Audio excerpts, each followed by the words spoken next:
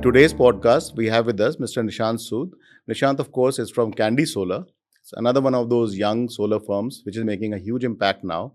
And they're based in Delhi and focused very hard on the corporate sector, which is what should make it very interesting today, this conversation. So, Nishant, welcome to the podcast. Thank you. Great having Thanks, you here. Prasanna. Same here. So, Same here. let me first start. You're very young. You seem to be very early into this sector. Tell us how you found yourself here. From a background in finance, as I saw, Yeah. to completely solar EPC now or a developer. I'll start off. I'm a standard engineer, MBA. Went to IIT in the early parts of this century. Then went into MBA finance. So the path was quite common. Like you end up doing IIT, IIM. You go to iBanking, slot zero. But I graduated from IIM in 2008, which was the Lehman crisis. So I did end up going to banking, but I found that investment banking tended to be like a very monotonous, very sort of cycle based, because 2008 onwards, आपका regulation बहुत आ गया था banking में, and we sort of kept recycling the same thing over and over again. So in 2014, I decided, okay, I want to do something. I want to create something of my own. So I was in Hong Kong, so I shifted back to India in 2014. Set up my own manufacturing business, got it to a certain level, then exited in 2018. Then I started looking at renewables and some more core sectors to sort of focus on, and then solar sort of just happened.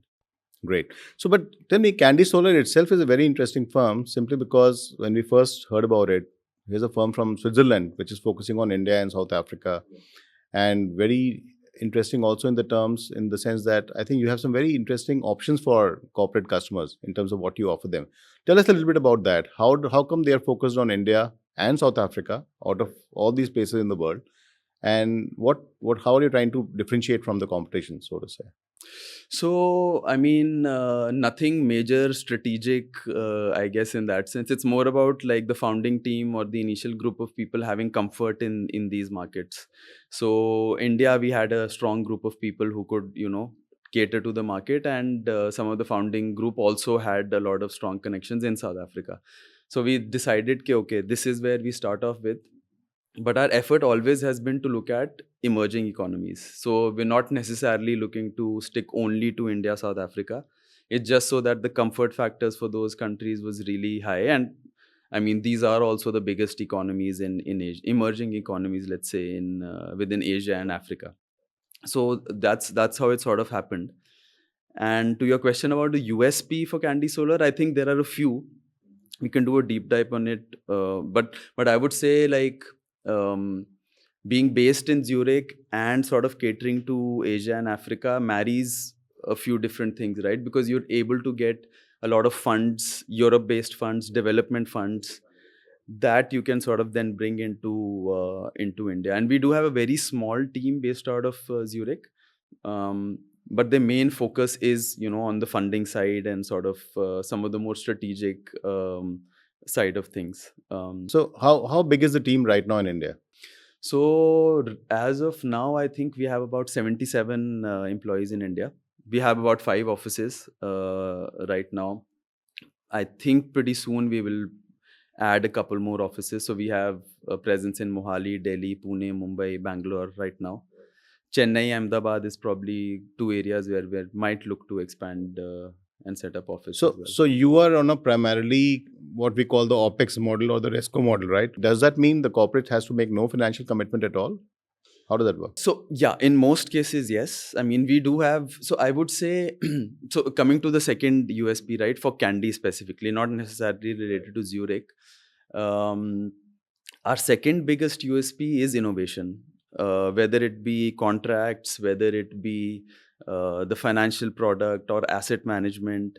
Innovation has always been the forefront of what we do. Okay. So I wouldn't say that we sort of, we are a traditional OPEX company because we don't just offer a one single product, right? So PPA is only one of our suite of products that we have. Okay.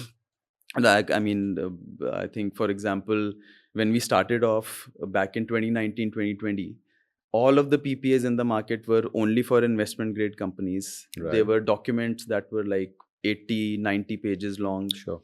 We came up with a 10-year PPA, which was 15 pages, which any company could understand. We were executing contracts with SMEs, with small schools.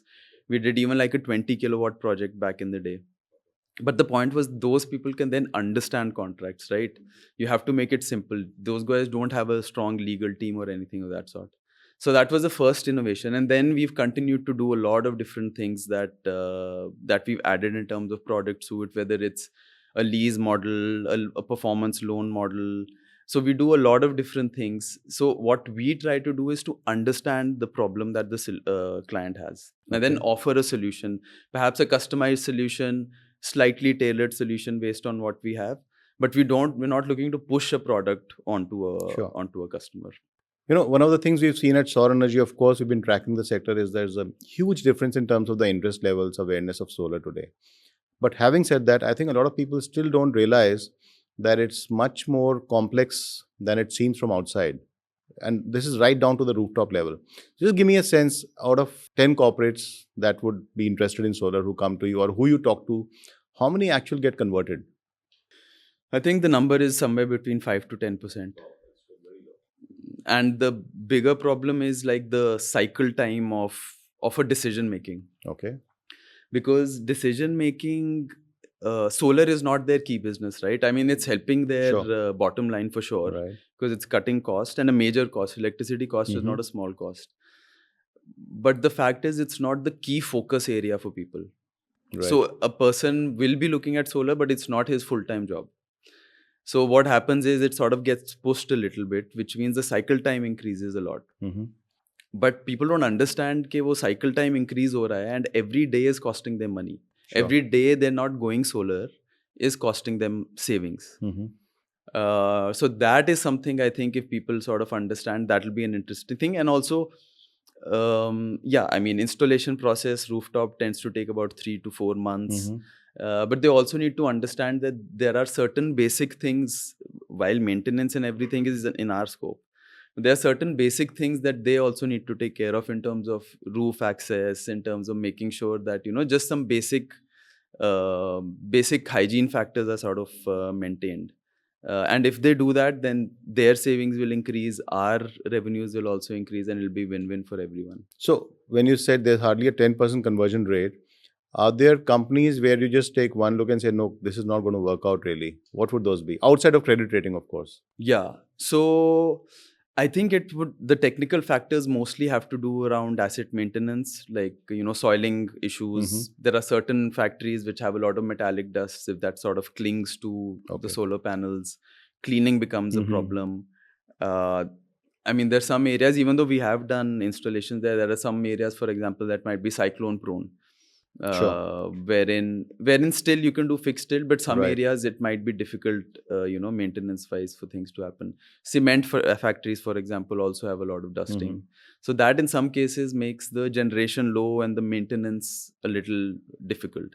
But I mean, there's still scope to do it. I mean, I wouldn't say you will do a blanket no, but it'll be tougher to do installations there. So you spoke about price, cost as a major issue that everybody gets a bottom line kicker. But on average, what can a company expect to save today? Because we know we have different regulations in different states, and there's always a pushback from discoms trying to keep these corporates away from renewable at times, actually. Yeah. So what sort of a saving can a company expect in general, if you could I generalize? think obviously grid tariff varies from place to place. But I would say on average, if you take grid tariff to be somewhere around anywhere from 9 to 10, 11 rupees. On a short-term PPA, you could get anywhere from a 4 to 5 rupee kind of a tariff. Okay. So you're straight away, purely on the solar portion, you're looking at close to a 50% reduction. And if you look at your overall electricity cost, it could be somewhere around 20%, depending on, of course, on how much of your total grid is being. We've had cases where people have made 30% savings in electricity cost for sure. So one of the things we saw in the last year, of course, and that's picked up hugely, is the push for RTC or real-time connectivity and FDRE, right? Which is longer duration renewable energy. How, because that is far more expensive right now, even though costs have come down significantly. And do you still see corporates embracing that in a big way, or do we still have to wait for a while before we see it take off? I think there's still time to for that to How take much off. time do you reckon? I mean, like it's tough to say in this market, right? Because what happens is once they are the initial people who are a little more adventurous and looking to take on and get those benefits, then people tend to follow fairly quickly. But solar as a market, this comfort and this trust travels a little late. And there are definitely some sort of regulatory hurdles to these aspects as well. So I would say, but I think in the next 2 to 3 years, you would definitely see it becoming more and more mainstream. Sure. Tell me, you of course meet a lot of potential clients, real time clients. You know what happened finally once the deal is done. What really helps to get a deal closed with these clients? For example, I saw sometimes, very rarely, if the CEO has had rooftop solar at his own place, he has a sense of familiarity, and maybe that person is more open to it now. What is it that is the final push which makes somebody say yes, I think this can be done? Well, we are also discovering that as we go along. We'd like to get the secret mantra to, get that happen more and more easier. But I think having a decision maker who's sold on this idea is very, very important. Because what happens in this market So is you need like, an internal champion for yourself. yeah, Okay. for sure. And someone who can actually sort of push the envelope on the client side, for sure. Mhm. Because what will happen is once you make a decision, there are a lot of people in this market, Sure. right? You'll have some person who comes in and says, "Oh, आपने ये 30 रुपए में किया है, मेरे को तो यहाँ 21 में मिल जाएगा," things Mhm. like that. And but people don't realize that it's not like one size fits all, right? I mean, Sure. it's a solar system, you have to design it, and doing a capex is different from doing an opex as Right. well. Now you can choose like Sure. absolutely low quality modules. Mhm. You could have no regard for health and safety and set something up. Sure. But the point is, like, you need to understand what really goes into the model and what is the risk that you are taking. So I think having that internal champion is definitely important. Like I said before, right? I mean, a lot of people who are focused on solar, it's not their full time. It's not the only thing in terms of their Sure, job of course. description. So then, if they are not being held accountable for going solar, then they won't prioritize it. But if somebody pushes from inside, who sort of sees the benefit of Mhm. it, then I think that's the quickest way to. So, for example, we had one case wherein we got an incoming lead. Like Mhm. they sort of emailed us, saw us Right. online. They emailed us at info@candi.solar, Mhm. our standard email ID. We got back to them, and within a month, we'd signed a contract with them. Wow, that's nice. So that was like, that's the kind of thing, Ideal. ideal scenario. But Yeah, it normally doesn't people happen. take their time, 5-6 months. 2 years back, I remember we used to get a lot of this feedback from C&I sector that corporates tend to compare with headlines in Saur Energy, for example, where we Yeah, would talk about tenders at 2 rupees or 2 rupees yeah, 40 yeah, paisa, and they would say, "Why are you charging me 4 rupees 50 paisa?" yeah, So, yeah. is that A, still a problem? And B, why don't you explain why your prices are higher as compared to the rates we see in the large utility scale tenders? We haven't seen as much of that. We've had a Okay. couple of people who look at these headlines, and Mm-hmm. I remember back when it crossed the 3 rupee Mm-hmm. threshold. Yeah. Then people like, "Oh, why are you giving us 450 or whatever, 5 or whatever the number might be?" I mean, there's a lot of things, right? I mean, in utility scale, you're talking about like 100 megawatt sizing, where the pricing becomes Sure. absolutely different. Mm-hmm. It's ground, so the generation for that is significantly higher. Okay. You can optimize also on the asset management costs, because again, like, you can use Sure. robotic, you can use trackers. Mm-hmm. But rooftop is a completely different space. Rooftop is needs a lot of customization, needs a lot of sort of understanding the surroundings. The generation is much lower. We're doing like a 500-600 kilowatt project, right? Mm-hmm. Compared to 100 megawatts. So obviously, we're not going to get the same pricing. Of course. Asset maintenance is difficult, and has to be customized again. You're going on to the rooftop, so there needs to be proper health and safety protocols for that, which also adds to the cost. So there's a lot of different aspects, and Comparing, yeah, I mean, it's like comparing apples to onions. It's a totally different business as Okay. well. Tell me, you've been in finance for a while, and of course, you know that market as well. How much of a difference can financing make to make solar grow faster? And including, by the way, rooftop solar, because our understanding looking at PM Surya Ghar, for example, is that barely 10% of the actual applications are getting approved for finance. Yeah. So, what needs to change? How could something be? Ever thought about it? What would make it interesting? I mean, financing would make a huge difference. Huge difference. Like before we started, and still, I think a lot of the standard developers, they're not providing financing to anything below investment grade, right? So the MSME sector remains massively Right. underserved, and that's where the bulk of, like, I mean, you've been serving investment grade for the last 5-10 years. Mhm. वो सारा exhaust हो चुका है. So you need to get to the Find a way. MSME space, right? And that's where, I mean, I wouldn't say we differ massively, but that's where what I spoke about, right? Credit rating and all of that makes a difference, because there's customization and innovation in that as well, because we do an internal credit rating, and based Okay. on that we sort of do the right pricing that suits a specific rating, rather than saying कि हम इसके ऊपर ही काम करेंगे and उसके नीचे हम कुछ करेंगे ही नहीं. But give me a sense. What could improve somebody's credit rating beyond the normal formal one for you? So, for example, we could add different security mechanisms. Okay. It could be in the form of, let's say, a bank guarantee, maybe a promoter guarantee that sort of increases, Okay. or in terms of them providing some part of the capex, Okay. right? Sure. Which reduces the exposure. Co-pay कितना हो गया? Okay. Right. So all of those things we can play around with, so we can get like the right pricing and but that's the important thing. अगर आप credit को price ही नहीं करोगे, then you're not providing any financing to those, because it won't make sense for you to do a double B at the same way you're doing it for a Sure. double A.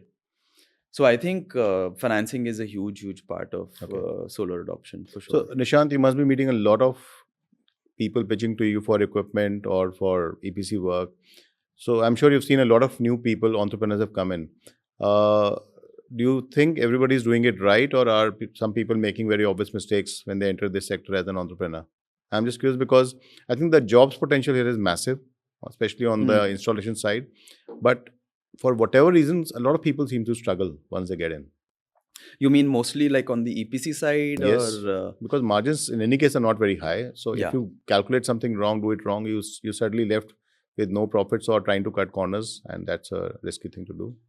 It is a tough business, I think, definitely for EPCs. So what I've seen a lot happening is, and I think that's also part of the group who go around and tell people कि आप इतने में कर रहे हो, इतने में हो जाएगा. What I've seen a lot of is कि EPCs, a lot of people who tend to be like a channel partner, right? They have access to customers and they think कि अच्छा नहीं, हम तो ये कर रहे हैं, हम EPC भी कर लेते हैं, हमारा revenues बढ़ जाएंगे and we can garner a larger market share. But that's not their USP.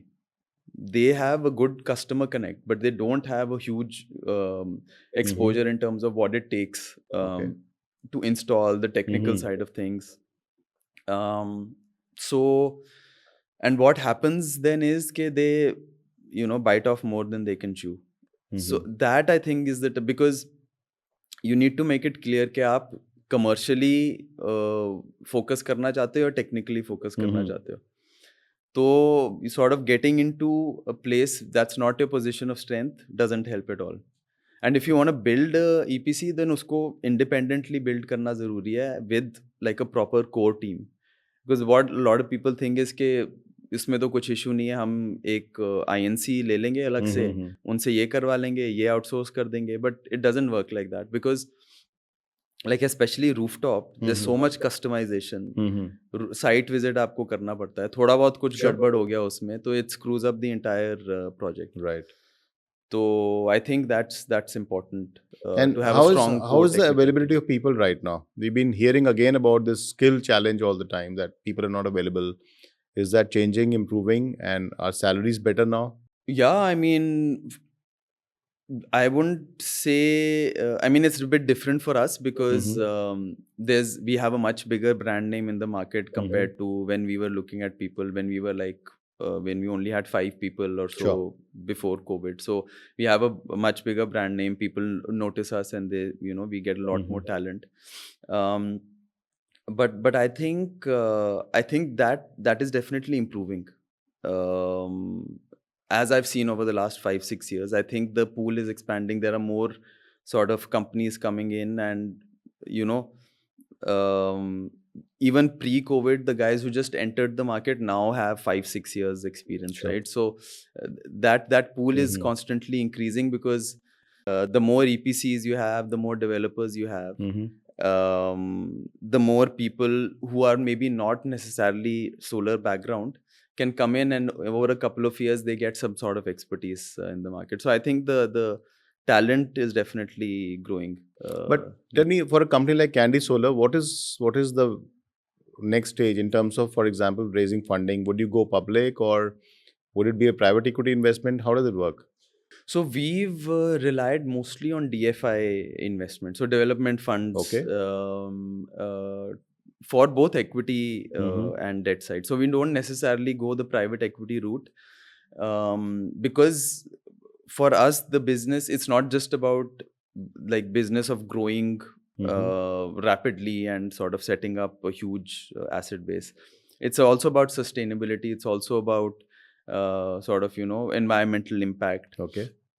So we want our investors and our partners to also believe in the same sort of values, right? Mm-hmm. So which is why we focused a lot on the DFI space. Going public, that's not in the plans for now Okay. at all. I think we would continue to go in a similar line going forward. We are very well funded right now for the next year plus, for the next couple of years, and we'll continue to go down that route because I think it sort of gels well with the way we want to grow, Okay. the way we want to sort of, and also, like, I mean, sort of connecting back to the credit thing that you were saying, right? Not every megawatt is the same. So if you're pricing things differently, um, a lot of the talk in the market tends to be about megawatts. You have a gigawatt, you have Sure. 10 gigawatt, but not every megawatt is the same. You could be making much more revenues Absolutely. off of a certain and the way you price it, and the way you're able to sort of find the nuance between different customers, different Sure. categories, is how is the value in your portfolio, not necessarily just the megawatts. So I think that also, I think the DFIs tend to understand a bit Okay. better, rather than just going for a full on expansion mode and getting more and more assets. Tell me, as a company which, like you said, has multiple options at all times in terms of which countries they want to be in, how do you rate your experience in India for the company, and India itself as a market vis-a-vis other options that exist for a company like Candy Solar? I think India is a no-brainer. I mean, in terms of solar potential, in terms of the client base, it's I mean, it's the biggest market out there. Like, when we started off, we were also thinking at a certain point, like, other Asian economies and things like that. But for now, India is such a huge market. There's no need to sort of look anywhere else. Okay. And I think, um, whether it's in terms of financial information available, whether it's in terms of now the EPCs sort of getting up to speed, the partners that we work with, I think the market has sort of evolved fairly well. The entire sort of ecosystem of the solar market has evolved really, really well here. So I think this will continue to be a big focus for us, and I think like in the entire world space, India will continue to be a big. So we just got to know that we almost touched 25 gigawatts in 2024, right? Effectively FY24. Do you think we're going to beat that next year or this year, or? Yeah, I think like different pockets I feel are also increasing. I'm noticing like 2025. I think the residential side already sort of took Sure. off a bit in 24, but that'll continue to grow more. I am seeing that the commercial and industrial rooftop distributed space is also, for some reason, a little more. There's a bit more of a buzz in 2025 here, including open access to a certain extent, and utility scale. I think in any case, I mean that's a constant thing. But I think on the distributed side, in 2025, I feel there will be a bit of an uptick, Okay. unless there are any surprises over the year. Okay. But since you, again, going back to your finance background, one last question. You spoke about financing and why credit rating is a very important factor. In India, we've of course been subsidizing solar when it comes to the residential sector, for example, with significant subsidies. In fact, when PM Surya Ghar was announced, a lot of people said, look, you could have spent that money elsewhere. Do you think there is a case for, rather than subsidizing manufacturing, to say, let me subsidize financing because that could expand the market for everybody? Are we there yet? I would say, I think the solar industry doesn't need direct subsidies. It's a no-brainer as it is, without any government intervention, without any subsidy. Actually, like I remember, a friend of mine who was looking at residential solar Right. installations before the Surya Ghar. I'm talking about like pre-COVID era. Um, and the mechanism of the subsidy there was a little different, right? Because they had empaneled EPCs Yeah. who would do installations, and they would only take, let's say the cost is 100, they would only take 70 from the customer, Right. and they would get 30 from the government. But what happened was that the 30 that they were getting was getting Delayed all the time. Yes. So then the EPC, and 30 is huge, right? Right. Because Of course, their that's more entire than his margin is margin. gone. Yeah. So then in a way you're incentivizing the EPCs, the empaneled EPCs, to stay in that market. So I'm happy that at least with Surya Ghar, there is a difference at Sure. least to a certain extent in terms of how it's playing out. But in my view, you don't need that subsidy at all. Okay. What happens is, like, solar tends to have a 4 to 5 year sort of break-even period, a maximum. Right. With subsidy, it becomes 3 years. But the life of a solar plant is 25 years. So I think the bigger problem that people might have is, even in residential, is wanting to spend that 70 rupees upfront. Yeah. Instead, they'll be fine agree. to spend 100 rupees over the next 5 years if they can Right. get the financing. So I think just that access to finance is probably the more important, the more pivotal point than just giving a 30% or X% subsidy to the client. So tell me, as a corporate, outside of CapEx, OpEx, maybe the PPA, what are the options what else is there to think about, to consider when it comes to considering solar? So yeah, I mean, like I said, we sort of provide solutions. We don't push a product, right? So we have a lot of different products that we've come out with. PPA is a standard one. We have leasing products. We have loans products. We have a sort of solution wherein the client owns the asset, but they're getting a very similar cash flow in terms of as they would for a PPA. So they would only pay in terms of the number of units and a tariff that they're able to sort of consume. Okay. So what happens to the rest of it? Sorry, the rest of it in the sense? You said they pay only for the ones they consume. Yeah. So they consume or they generate depending on what sort of Okay. arrangement we have. Okay. So, but the thing is, like, in that arrangement, you would there's significant tax savings that can be Sure. made. There are accelerated depreciation savings that the client can make. So that is one sort of product suite. The other thing that we're noticing more and more of is clients who got into, let's say, a CapEx or even an OpEx solution, let's say 5-6 years back, and the maintenance is not great. Right. So they're not making the savings that they thought they would. So what we do there is we come in, we assess the solar plant, and we come up with solutions more from a sort of let's say improvement based sharing, right? So if the plant is generating 100 units, so there's like productivity linked incentives for you. Exactly. So if we can come in, we might have to make some investment, right? We make some investment and we say, okay, we'll increase the generation from 100 to 20, and you only pay us something for the increased generation, the 20 units additional that we're doing. So it's a no-brainer again for the clients, right? They're not getting what they want. The system is not maintained well, and we're seeing this both on capex and opex side. Clients that are not happy, like you said, right? There's a huge, a new set of installation already in place, but we're still missing out, because if we are missing out on 10-20% generation because it's not being done well, I mean, that's something you're leaving out on the table. So that's the kind of thing that we do.